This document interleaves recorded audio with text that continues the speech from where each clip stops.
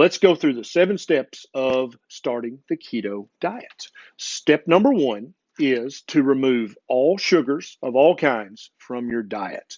There are so many people who know that sugar in the sugar bowl and sugar that they add to their coffee, that's bad for you. We all know that. The sugar in donuts, the sugar in pastries, all that stuff's bad for you. You know that. But a lot of people think that the sugar in organic agave nectar is good for them, but it's not. It's just sugar. A lot of people think that locally sourced, organically produced honey is very good for you. I don't believe it is at all. I think it's nothing but sucrose and fructose, which are sugars. And so all of that stuff needs to be taken out of your diet, whether the food manufacturer added the sugar or the restaurant added the sugar or you added the sugar. It's still sugar. It all needs to go. That's step 1. And that's honestly the most important step. Many people, just by going and doing step 1, they'll start to feel better immediately. That's how powerful step 1 is. Step 2 is almost as powerful, and that is to remove all grains from your diet.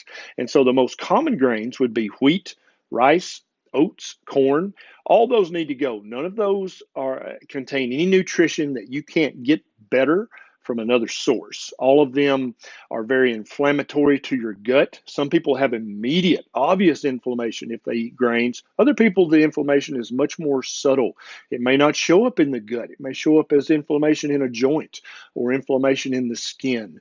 But to be on a truly healthy ketogenic diet, you have to remove all grains from your diet. Now, that obviously includes the grains in processed foods that you would get in a cardboard box or a plastic bag, but it also includes organic stone ground grains as well. Grains, in order for them to be healthy for human beings to eat it all, have to go through a multi-step process of soaking and sprouting before they're even remotely healthy for human beings.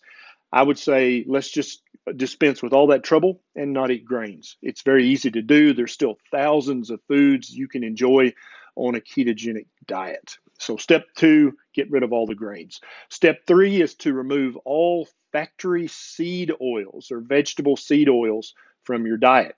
Now, the manufacturers love to call these vegetable oils, even though there are no vegetables in these oils. These are canola oil, which comes from a rapeseed plant. This is corn oil. This is soybean oil. This is safflower. This is peanut oil. All of these have a terrible omega-6 to omega-3 ratio. They're all inflammatory in nature. They're going to inflame your gut or other parts of your body. Also, all margarine needs to go in the garbage. Don't even give that to your neighbor. All shortening, vegetable shortening, Crisco, country crock, I can't believe it's not butter. All of that's crap. You need to throw that away. You need and don't eat that ever again. Even if you stop keto, please never eat industrial factory processed seed oils again. They're very bad for your body.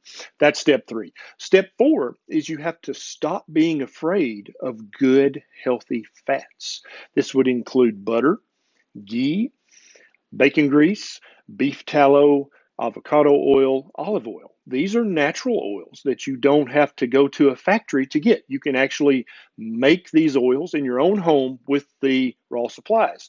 And so obviously those are much more ancestrally appropriate. Our ancestors have made oils from these sources for hundreds and even thousands of years. They're very easy to do. They don't involve any high heat, any chemicals, any hexane, any detergents, any of that kind of stuff. You just make the oil from the oily source, right? So stop being afraid of these fats. These fats are not going to lower your HDL. They're not going to raise your triglycerides. They're not going to raise your A1C.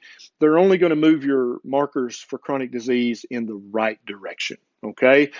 Step number 5 is to stop being afraid of salt. Salt is good for you. All mammals, from the smallest to the largest, love salt and need salt. There is a reason that animals will walk miles to lick on a salty rock. And that's because all mammals need salt. If you prick your finger and you taste the blood, it's very, very salty. That's okay. That's normal. We are salty creatures, okay? Stop being afraid of salt. Now, I want you to not just thoughtlessly use the table salt that comes out of the Umbrella Girl container. Don't thoughtlessly use the salt that they give you at the restaurant because they're going to buy the cheapest variety they can find. Use a good quality rock salt that's been mined from deep under the ground. That's the safest and it has the most minerals, okay? And I'll put a link down below to a salt just like that. The next step is to eat whole, real foods. The ketogenic way of eating is becoming very popular, and therefore people are starting to make keto products, keto bars, keto shakes, keto powders, keto ready-made meals. Yeah, okay, that's probably better than eating a Snickers bar. But how about we just follow step 6 and focus on eating real whole foods that don't have a label? Right? Because if you buy a T-bone, it's just beef. That's it. There's no added, nothing else, right? If you just buy broccoli, then it's broccoli. That's a real whole food. And so for at least the first few months of your ketogenic journey, I want you to really focus on step 6, which is eating real whole ketogenic foods. Okay. And then step 7 is that you have to mind your electrolytes. You have to make sure you're getting plenty of sodium, plenty of chloride, plenty of magnesium, and plenty of potassium. These are very important. They're vital for your good health. They're vital to keep you from having keto flu. They're vital for helping you feel your best.